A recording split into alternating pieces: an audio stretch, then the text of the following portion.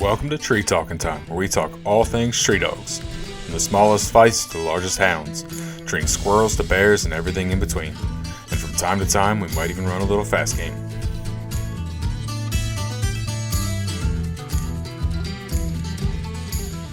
Hey Jimmy, how you doing?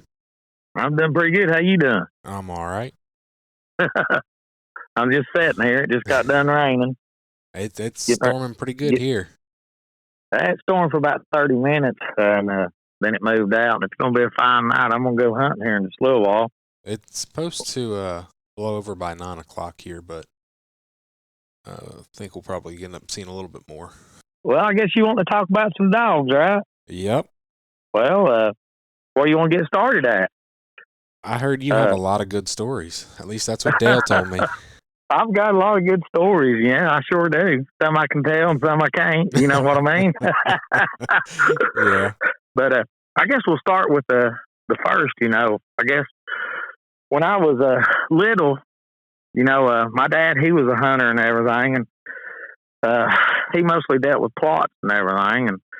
And my first experience on what you call a bear hunt, I didn't even know I was going bear hunting. And here's how this played out now. All right, my mom, she worked second shift at Levi's plant. Daddy worked day shift over here at the Lumen Company. So he was a daddy. He watched me in the evenings and everything. Mm-hmm. Well, it was October, and I was in kindergarten. I remember I just started kindergarten, and I don't know, it was about 4 o'clock in the evening. Here come a truck up the driveway, and it was Daddy's old hunting buddies, old D.H. Webb.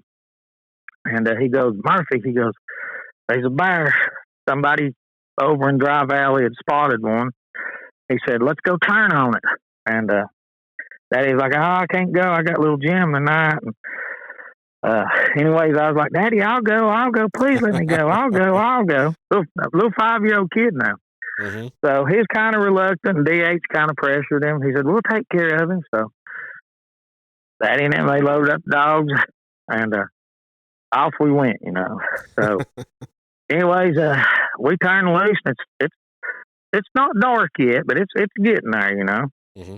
So anyways, DH turned his old strike dog loose first, and it went right up through there, and it barked a time or two, and then, I didn't know what was going on. They turned the rest of the dogs loose, and all I knew was going on was a bunch of dog barking and everything, and I had to be real quiet, And yep.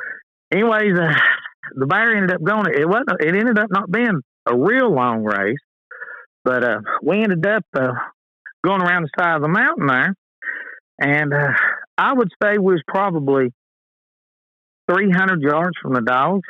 Mm-hmm. And Daddy, he acted like he fell. I didn't know the outcome of all this till years later when he told me the reason behind this, but he kind of acted like he fell, and we just had them old 2-cell flashlights, with D batteries back in them days, back in the early 70s.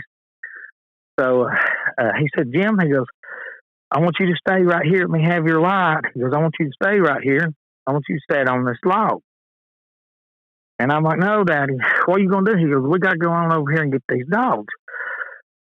And he said, you just don't need to go. It's real thick and everything going through there. And I'm like, Daddy, please don't leave me here. Please don't leave me here. Now, this is a little kid on the side of the mountain, no houses, no nothing now.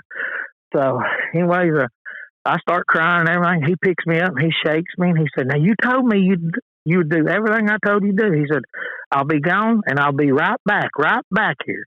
I'll never forget watching them lights. They got dimmer and dimmer and dimmer going around through there. And then a little bit later, I heard a big gun blast, and I heard something, hit the ground and everything. And sure enough, a little bit later, just a few minutes, here come Dad around there. It's just my dad. Mm-hmm. And anyways, he came around, he got me, and he told me he'd killed a coon. So anyways, the reason behind that was he didn't, I was in kindergarten. They didn't want a little kid going to school telling that they'd went out and shot that bear, because I know it wasn't season. You know what I mean? That's years and years ago. So that's the reason. That's the reason he done that. Yeah. And that's kind of like the way I was brought up. I was always hunting around older people, because you learn more from them and everything.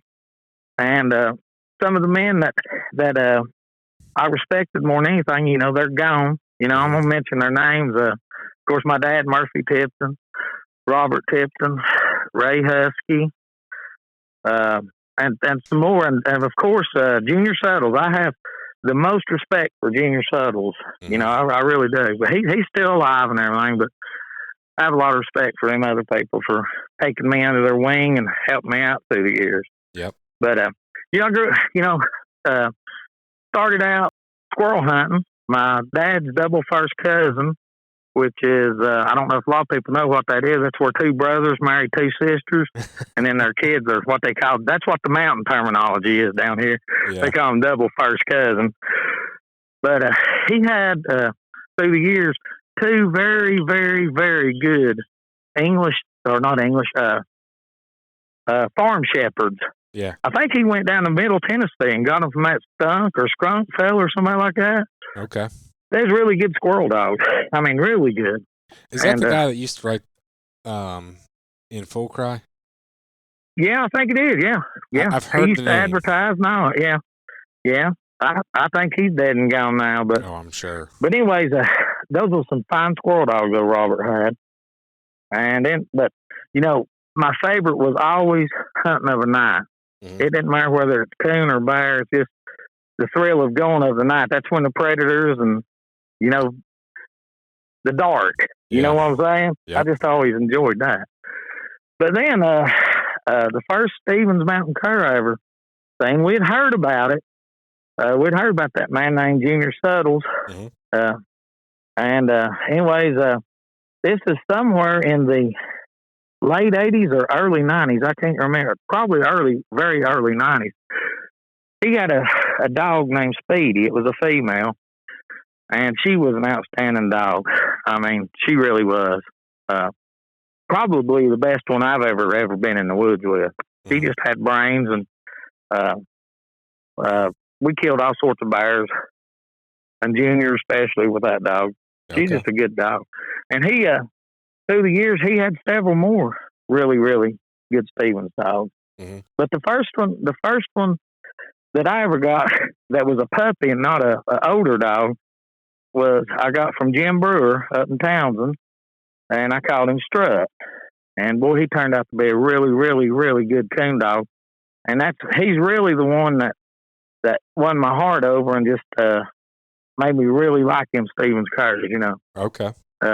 Their personalities are all different and everything, mm-hmm.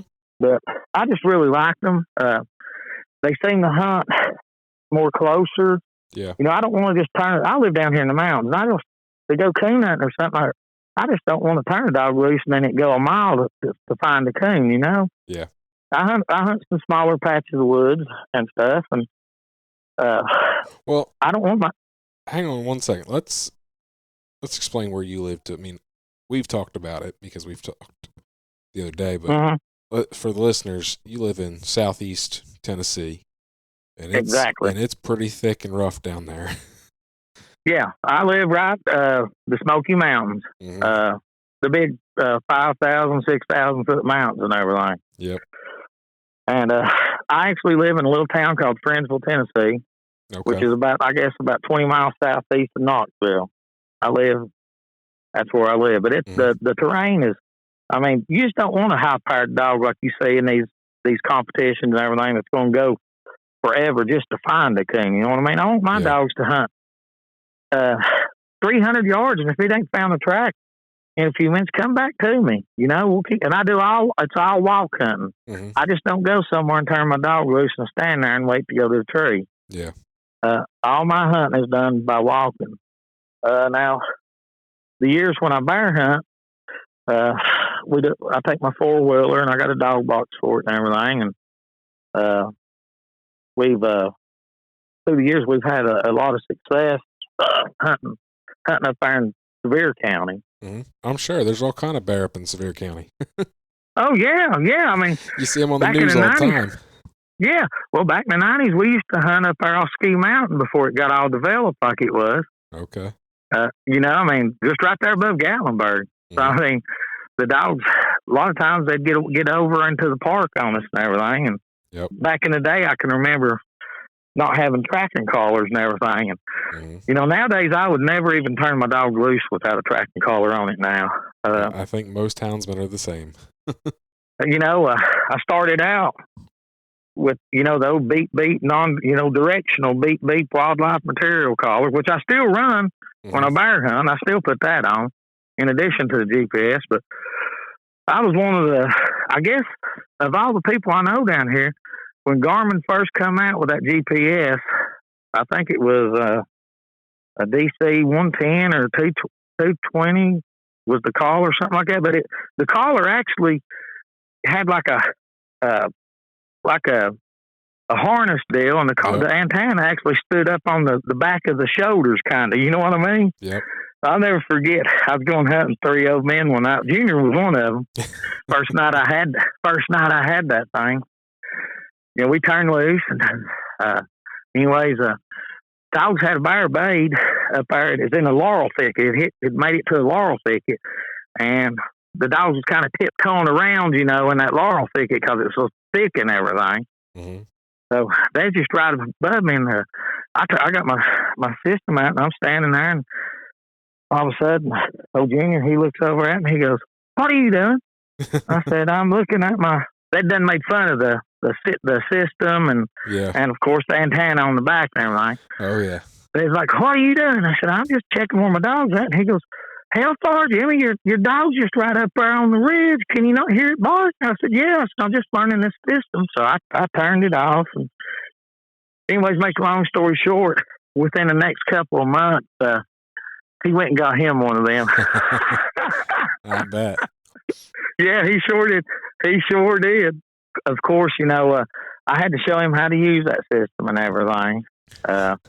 But, it went from making fun of me and giving me down the road and everything to, when we'd have a scattered race or something, we'd be picking up dogs. We'd be driving down the road or something. I'd say, "Okay, slow down. My dog's 200 and something yards, and it's up here around the curve, right on the edge of the road, Mm-hmm. And sure enough, we go around the curve, and that it was. And so, of course, he still had the old wildlife, the only thing he was running, and he was getting all them fake readings and everything, the signal bounce off the mountains and all that stuff. And like I said, he ended up going and getting one. I just thought that was a funny deal like that, See, I got into this right around the time that they came out or right after they came out. And so I never ran any sort of beeps.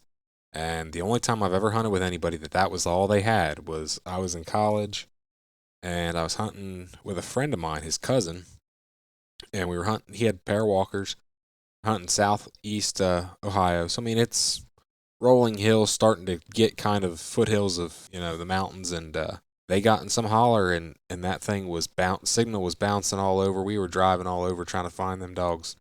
And finally, he took us back to the house, and he goes, "It's going to be a long walk, boys." So he's like, "I won't make you guys do it with me," because he's like, "I'm pretty sure I know where they're at." And he's like, "It's going to be a while." So he dropped us off, and he went walking down the one holler, I guess. He's like, "There's only one place they can be now," because we went everywhere else. You eliminate places, yeah.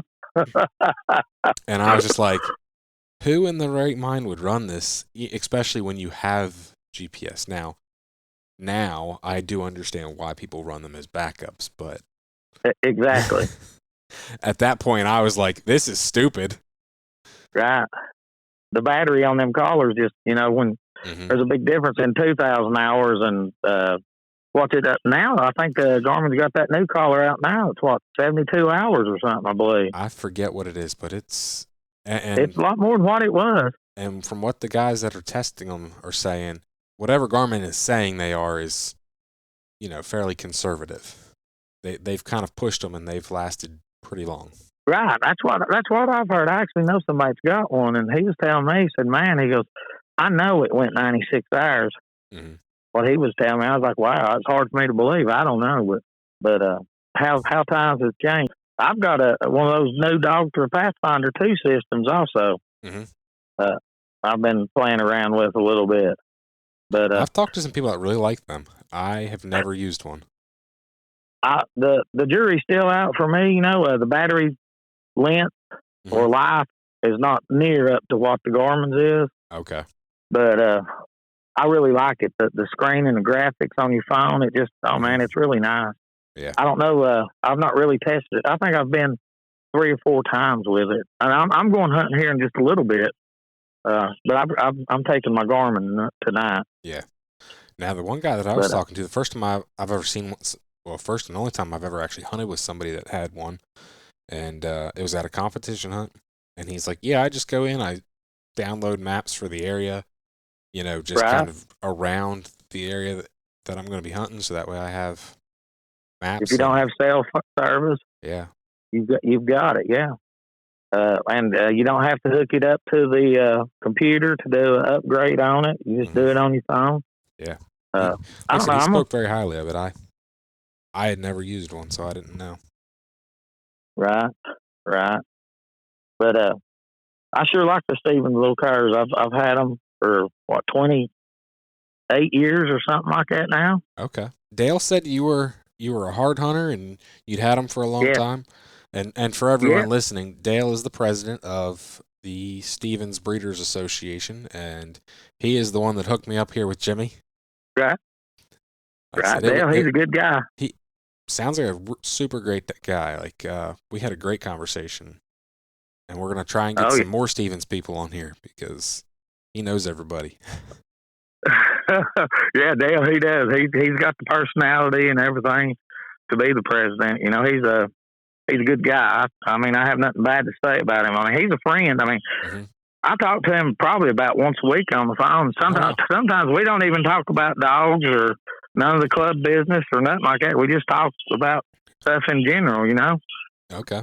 Are you any sort of officer or of the Stevens Breeders Association? I'm actually the vice president. Okay. Yeah, let's go around, yeah. Yeah, I'm actually the vice president. They elected me last year. Very nice. So I remember the first time I went to a Stevens hunt was in the mid-'90s, and I didn't even have a Stevens dog at that point. Okay. But I went with some of the people up to Owensboro, up there when they used to have the fowl hunt up there. Okay.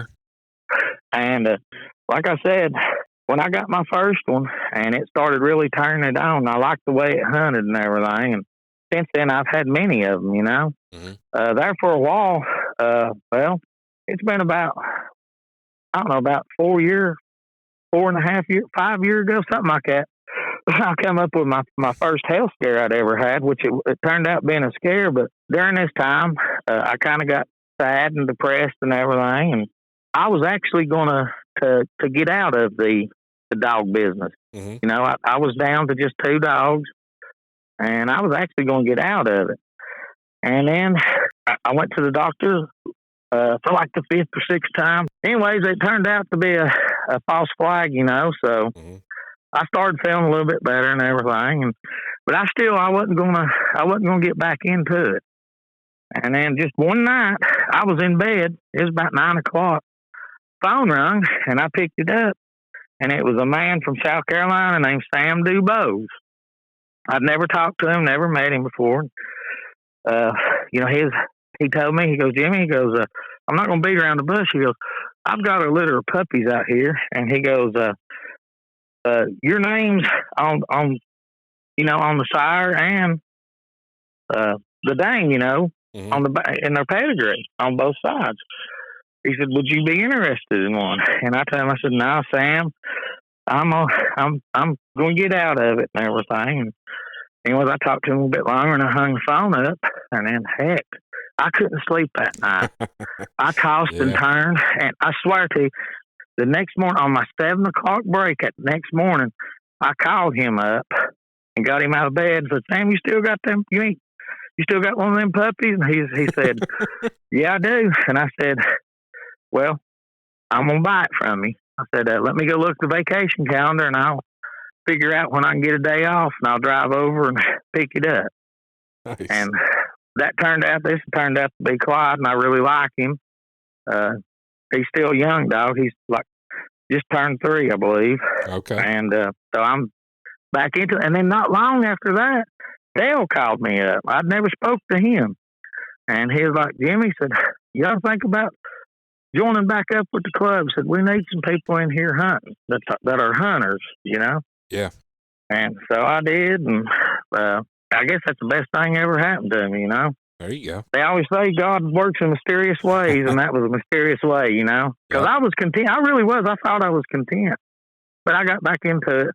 But it's been a good long haul, you know. As far as the big game hunting with the Stevens dogs, back in the late '90s and early 2000s, there was all sorts of people around here that had. There was 3 or 4 bunches that's all they ran was Stevens. Really? And then and then there was other people, you know, just had them mixed in their pack, you know.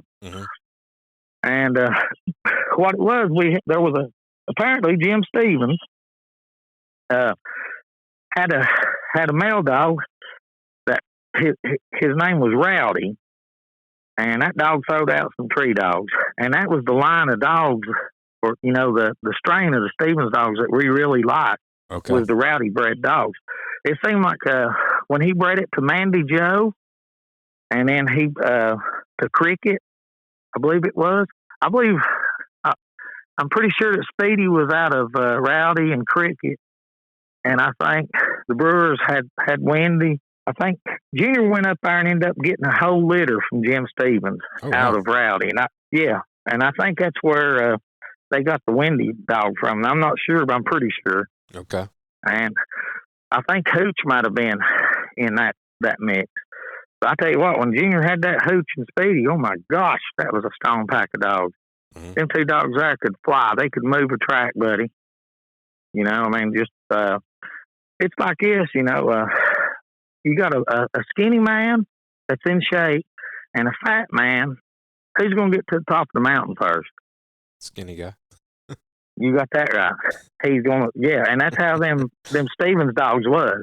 And it still is today. It's just, you know, that the Clyde dog I've got, he's the fastest little dog I've ever had. He has won at the Blount County Bear and Boar Club, the dash race, like 5 of the 6 times I've entered him in it up there. I mean, he's really fast. And I took him last year. I did. I knew where a bear was, had been using. And I took him last year and turned him loose. And that's as far as I know, that's the only bear that he's ever smelled. And he treated that thing. Nice. And he wanted to quit it at one time, and I hissed him back on it. And he went back in there, and the next thing you know, he started treeing. It was a hot day, and it was actually about this time of year last year. Okay. But I need one more dog. And I would like to. I'll probably start dabbling a little bit more back into bear hunting again. When did you get out of bear hunting with your Stevens? About 5 years ago, maybe. Okay. Yeah, after about a 20-year run of it. You know. During that time. Go ahead. The 20 years you were bear hunting, were you bear hunting and coon hunting, or just bear hunting your Stevens? I had different dogs to do different ones. Okay. You know, so a lot of times we'd go hunting of a night. Okay. You know, during training season and everything. I didn't want your coon dog training a coon right there. You know. So I'd always keep at least one decent coon dog. Okay. And then I would have my bear dogs that I'd just hunt straight on bear. And when I say we'd hunt straight on bear, hell, we'd start running them in April, as soon as they come out good out of the den, and we'd run them always up through December till they wasn't no more, you know. Gotcha. We'd run them all year, you know. And it's a full-time job if you really bear hunt, you know. I mean, it really is. You get a lot of people, you know, that just show up during kill season, you know, which we need people to come in, but you're only allowed one bear per year. Yeah. Here in Tennessee, you know, so we need kill tags. We need people to come in and everything, but it seems like every Tom, Dick, and Harry during kill season wants to come, you know. Yep. I mean, it really is, you know, which it's good. It's good for the sport and everything, but you know, they don't see the work going on and all the behind the scenes stuff that goes, and all the days that you end up looking for your dog the next day and stuff like that, you know. Yep. It's really time consuming, especially on a family man, you know. That's what's holding me back. It's a lot of time, and I don't live in bear country, so it's not like I can just run out and tree a bear in the backyard here. I gotta drive a few hours just to get to country where you can run a bear. So yeah, I thought it was bad having to drive 45 minutes. You know what I mean? I remember him nights coming home real late. You know, sleepy as I'll get out. You know, someday I'll have a pack of bear dogs, but it'll probably be by the time my kids are teenagers, and then they can go with me and they can help me. Exactly. Hey, that's exactly what you need right there. That'll be when I actually have a pack of bear dogs. Until then, I have coon dogs that can that will fall in a race with and tree a bear with my buddies. Yeah. Well, like I said, you know, I hunted all them years. Most of the time, I was hunting with older men, 30 and 40-year older than me sometimes. So, you know, actually, basically, what it was, I was like a dog runner. You know what I mean? Mm-hmm. I'd be the one to always get hissed in to go into the roughest spot to get the dog and stuff like that.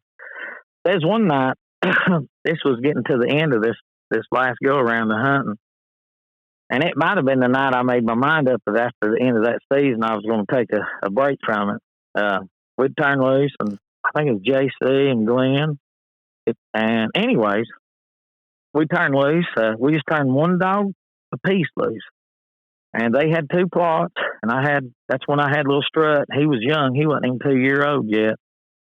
And anyways, this is before the GPS cars. Now, we all still just had the beep beep stuff. Mm-hmm. So the dogs got out of hearing on us, and we knew the direction they was going. But like you said, we drove over one end of the mountain, eliminated that, and drove over here. Make a long story short, I ended up walking up to the top of a ridge there off the road, and I could hear the dogs, and they was way back in a place called the Doubles, which we didn't have permission to be in. Oh, and so we ended up.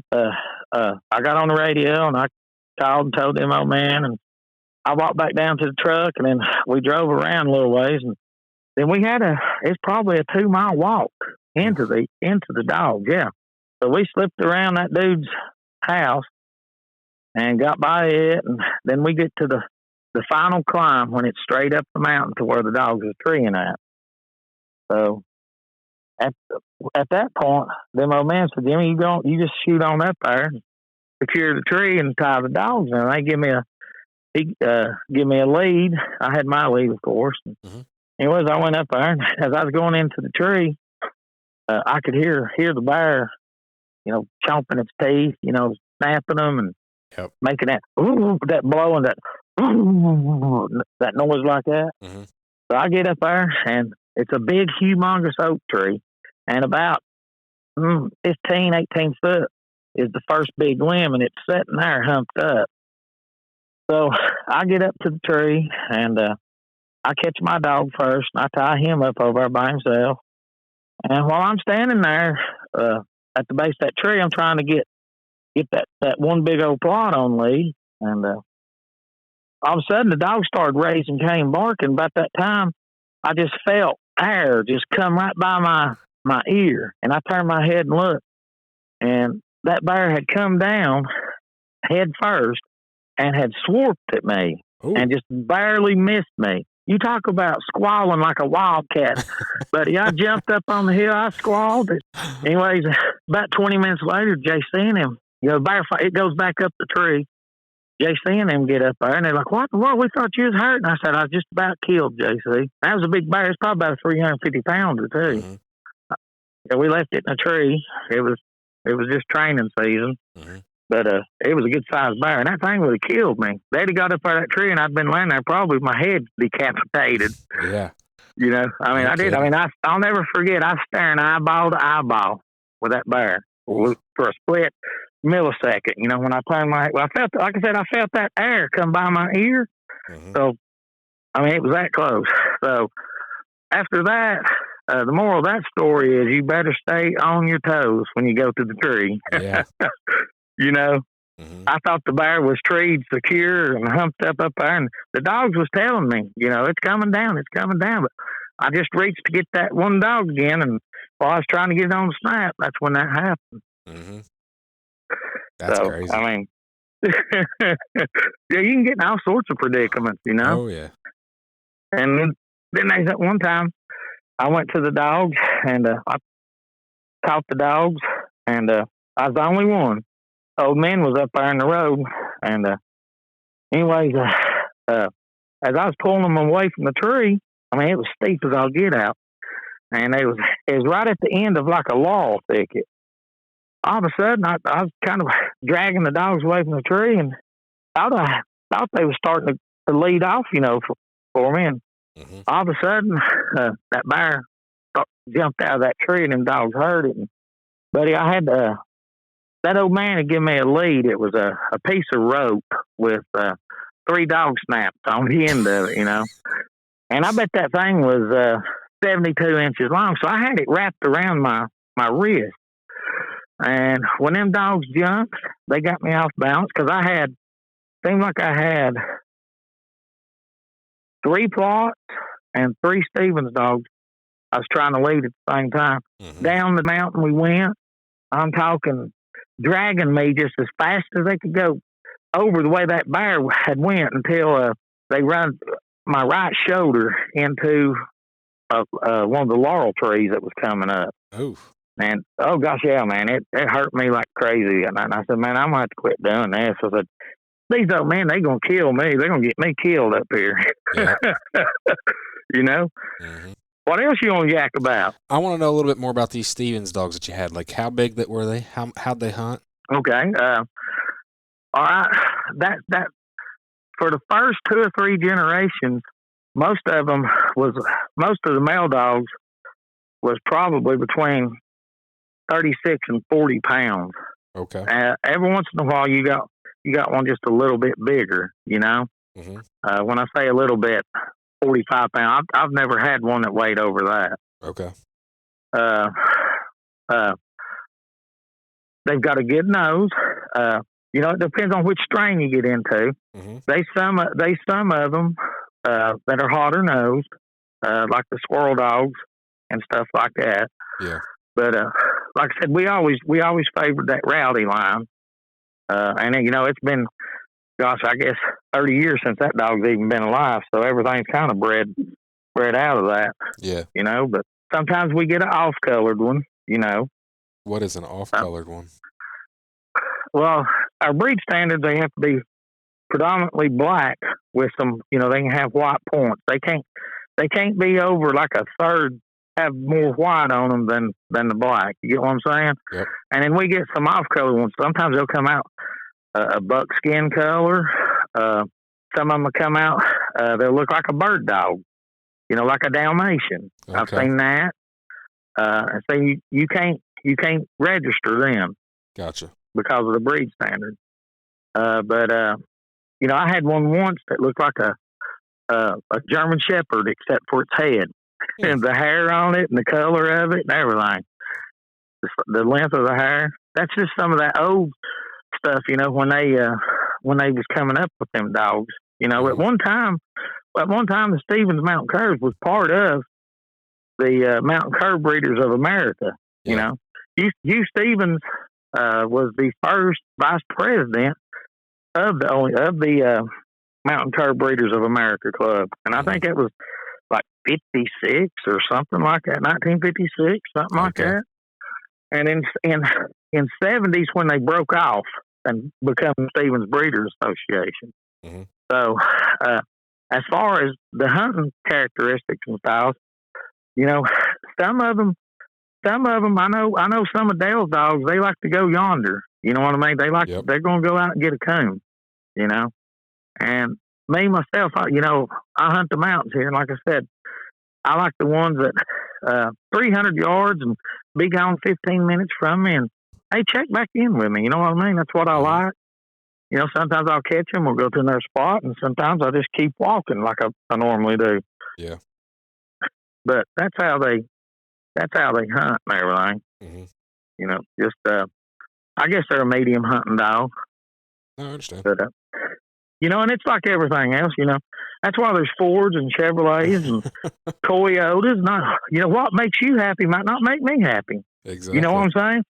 And there's good and bad in all dogs. That's kind of what I'm doing with these podcasts. And here lately, I've been talking a lot of, like, I guess the way I should say it would be lesser known cur and feist breeds and stuff like that. And, it's not necessarily the most mainstream stuff. So, and that way, so people have an understanding of what they are, how they hunt, and talking to people that have different lines of dogs. So it's like, okay, your dogs hunt like that. Well, maybe next time I'll have, somebody like Dale on who's got Go Yonder Stevens, So that way people understand what's available within the breed. Right. Like I said, these dogs you can hunt just about any sort of tree game with them, from your coon, your bear, to your squirrel. Don Page and them out and they hunt mountain lions and bobcats and everything with them. Yep. Of course, I'm not familiar with hunting out west like that. I don't know if it takes a different kind of dog with a different kind of nose, or here in the Southeast, I've been told by some people that was pretty big in the competition hunting and everything, that here in the area where I live, it's harder to train a coon dog than just about anywhere else in the United States. Okay. Due to the terrain, for one, and then you would think that the humidity being so high and everything would make the track stick around longer, but they seem to think it don't. But I guess mostly it's got to do with the terrain that we've got to hunt here. Yeah. When I go places that's flat, like when I go up to Indiana and Kentucky and places like that to hunt, I'm in hog heaven up there, because it's flat, and down here you can turn loose and you can make one tree and you're just about busted. If you got to work the next day, you ready to get back to the truck and get home. You know what I mean? When you totally physically exert yourself with just about everything you've had. And I've done that many times, climbing these mountains, getting to these dogs. And then you got the part of getting the game out when you kill it. And then that's a whole different ball game there, That's where all them people that show up during kill season come in real handy. Yep.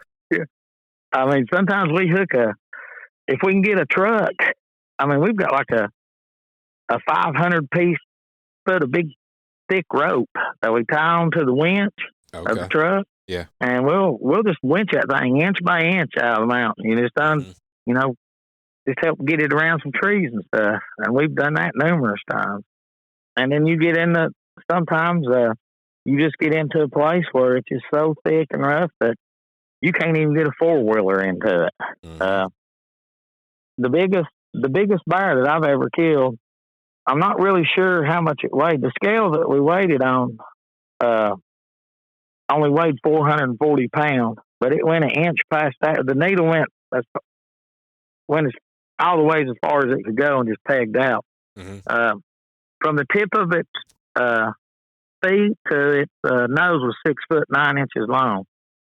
It was a good, for a black bear. It was a good big black bear. I killed it on the ground. It didn't tree. I followed it for a long time on foot, and I finally was able to get a kill shot on it, and it rode off the mountain down in there. And make a long story short, it was the last day of the October season, and believe it or not, it was like 90. It got up to 90-something degrees that day. Oof. And it took over 4 hours for them to cut and bring a four-wheeler in there. Yeah. To get to it to where we could drag it. Over 4 hours to do that. And God, it seemed like after we took a couple more to get it out. And anyways, it spoiled. Oof. I was going to have the hide tanned and everything. Yeah. And I took it, like I said, when the taxidermist started work on it, he said it spoiled, and I didn't know the meat had spoiled on us. Yeah. But he told me that the hair was even, starting to fall out of the hide. That just about made me sick, Oh, no. But that was just one. Yeah, so that big bear was just wasted, basically. If you would have known that, you'd been better off just skinning it, packing what you could out. Exactly, and getting out there, and but I wanted to get it tanned and all that stuff. And Anyways, it just didn't work out for me.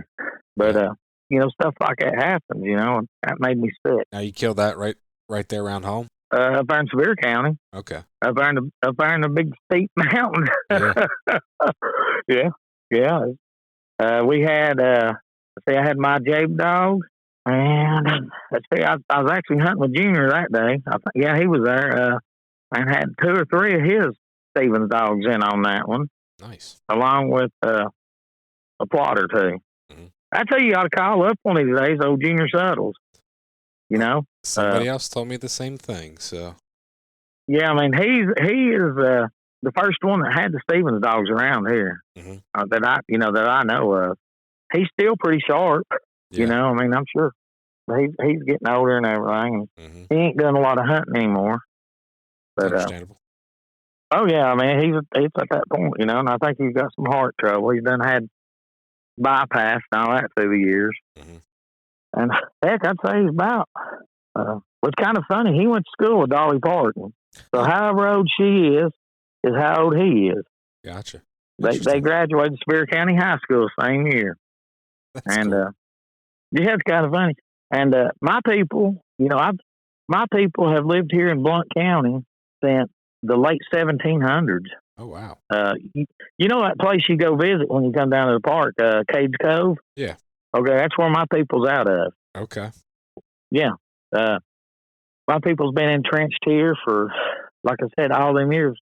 Going on, 300 years, I guess. They kicked you out. In this county. Well, they bought all their land and forced them out there. And, I'm sure there was a lot of hard feelings with them people back in the day. But, now, looking at it, it's so beautiful now. I'm glad they did, because if they didn't, it'd be all scarred up like, with cabins and houses and trailers and this and that. It wouldn't be what it is today. And it's the most visited park in the United States, I think like 75% of the United States population can drive to it in like 10 hours, That doesn't surprise me. So it's really visited a lot. And that's really hurt our hunting. Oh, I'm sure. I mean, all these tract of land that we used to hunt on now, there's these rental cabins and chalets and all that stuff on them. So it kind of put a damper on it. It's good for the outsiders that's coming in, the investment firms and all that, but taking our hunting away. Like tonight, I'm going coon hunting. Tennessee's coon season on private land, it actually opened up July the 1st. Okay. That's just on private land. But I do a lot of my coon hunting down on the Tennessee River. There's some TVA land, and I've got like 3 or 4 places I go. It's TVA land. Okay. It's not steep. It's got a good walking road system and trail system, and that's where I like to coon hunt at. But talking about the stuff that that the Stevens dogs can run, they can be some outstanding hog dogs. Okay. I'm telling you, they can. I mean, they're not going to be a catch dog or nothing like that. Yeah. But they could be a great strike dog and just straight out, just baying it, but they're not going to catch, As far as bear hunting, I don't want my dogs to go in and bite the bear, unless it's a running away from them. I just want them to harass that thing, keep getting in front of it, just working it and harass it to make it climb a tree. I don't like paying them vet bills. But so you're not one of those people that wants a super gritty dog, huh? No, I don't. I don't want a super gritty dog. For one, if you get that real super gritty dog, he's not going to last too long. He's not going to be super gritty too long. If you actually get out and you hunt him, I mean, he's going to run into his match at some point. If you've ever been around a bear being bayed up by a pack of dogs on the ground, when a lot of times you get some dogs, they'll bump into a dog or something like that, and then that dog will turn its head, and that's when the bear pounced on it. Yep. They know when a dog's not looking. When they see that, they'll get after it. And then that one little bit of hesitation, can cause you a big vet bill or kill your dog. Yep. As far as hunting in the summertime and everything, you got to worry about them dad-burn poisonous snakes, you know. Oh, yeah. I've spent a small fortune through the years on my dogs getting snake bit by copperheads. Oof. And and rattlesnakes. They get bit by rattlesnakes, they're just about done. Mm-hmm. You know, I mean, a lot of times that rot, they can't stop that rot and everything. The copperhead, you know, if you give them some Benadryl and watch them real close, that swelling will go down pretty. I mean, you know, within 48 hours anyway. But God, they'll swell up, look something terrible. I've seen some pictures of dogs that looked absolutely terrible, and you would just think that they were goners, but they come out of it. Yeah. I've been hunting, and dogs be tree, and there'll be a copperhead right there at the base of that tree, and be it ever would have to burn one of the dogs. There you go. You know? Yeah, every dog around that tree got bit that night. You know? And needless to say, your hunt's over. Of course, you're at the tree, getting them off the tree, and then you're just about nearly carrying your dog out by the time you get back to the truck with it. You know, it'd be limping or just depending on where it's bit at, you know. Mm-hmm. Most of the time they get bit between the ankles, from the ankle up to about, I guess, where the kneecap would be on it. Okay. That's most of the time that's where they get bit at, in that area right there, you know. But I did have a dog get bit one time up in the neck. Ooh. And let's see, I think that was a dog I had called Storm. But he just about didn't make it, buddy. I mean, he swelled up something bad. And I hate that, you know. Like I said, these little Stevens dogs, they got a personality, and they become your friend. Mm-hmm. And I guess what I'm saying is I get too attached to my good ones. You know what I mean? Oh, yeah. I really do. I get my old ones that's been good to me. I give them what they call full retirement. Mm-hmm. You know, I like my old Jabe dog. He's 15 out there. Dang. He's about at the end. I mean, I don't hunt him no more. He's on full retirement. I let him run loose a lot here at the house, and he just lays around. But like tonight when I go hunting, I will have to tie him up. Yeah. Yeah, because he'll try to come with you. Yeah, he'll start trying to come with me. You know. Mm-hmm. There when I first got Clyde, I thought I'd try to. I took Jabe a few times, thinking Jabe would try to help him out hunting and everything. That's when Clyde was really young, and he'd just start pulling up a tree. You know, I think he'd get tired, and then he'd just start barking trees. And that's what old dogs do, you know. Yeah. Some of the ones I've been around, but some of the people, they get into selling their dogs and all that stuff. I'll sell puppies and stuff like that, and I've sold a couple of young started dogs through the years. Mm-hmm. But as far as selling, I basically just raise them for myself. You know what I mean? Yep. And I've got a little female. She's actually in heat right now. She's back in the lockdown pen. Next spring, I'm going to breed her. Okay.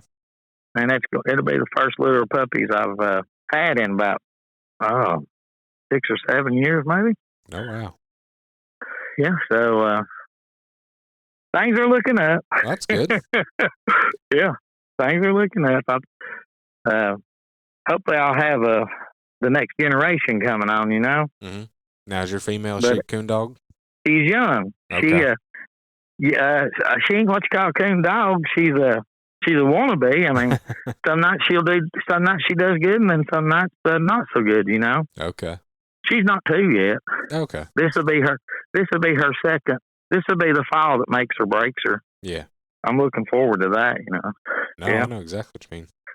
But anyways, listen, I'm fixing to go hunting out here. Is there anything else you want to touch base on? Hope I've answered some questions for you. Yeah, no, like I said, I like the old stories, and that's pretty cool about the story when you were 5. Yeah, I mean, that's a true story. That is a true. My dad picked me up, and he shook me. And then he was a daddy. You know, he took his hand, put by my head, and pulled it to him. You know, he said, "Son, I'll be back. I love you. I'll be back. Mm-hmm. Just trust me." Well, you know, it's just funny. I have a 5-year-old right now, so like, as you're telling that story, I'm like imagining my son. And I'm like, yeah, there is no way I'm leaving my kid on the side of a mountain. He would not sit there. He would be freaking out. Yeah. Well, I was raised in the mountains and everything, so we lived the first part of my life, we lived up in Townsend off of what they called Little Mountain, just right on the side of the mountain. That was Daddy's old home place and everything, where Papa lived and all that. And I was always, when I was real little, I can't remember this, but when I was like 3, I took off through the woods and was gone all day. They ended up getting the police and fire department up there searching for me. Holy smokes! And I just went up on the mountain, just walking around and just doing whatever a 3-year-old does. I mean, I wasn't crying or wasn't lost or nothing like that. I actually went up. We had a spring box on where we got our water at. We had a pipe that probably went 500 foot to the house that filled up the holding tank. Mm-hmm. And Daddy would take me up there with him when he'd go clean it out. Sometimes they'd get some leaves in it or something like that, and he'd just take me with him. And that's where I went to that day. Okay. And I was gone several hours. And boy, I'll tell you what, they was happy to see me. Buddy, I got scolded for that. I can barely remember that, but it's just the way I was brought up. Yep. But anyways, listen, my hunting buddy just showed up, and I'm gonna call these dogs up, and I might send you a fresh video tonight. Sounds good. I don't know. All right, see you. Good luck. You can find me on Facebook and Instagram at Tree Talking Media. And until next time, keep 'em talking in the timber.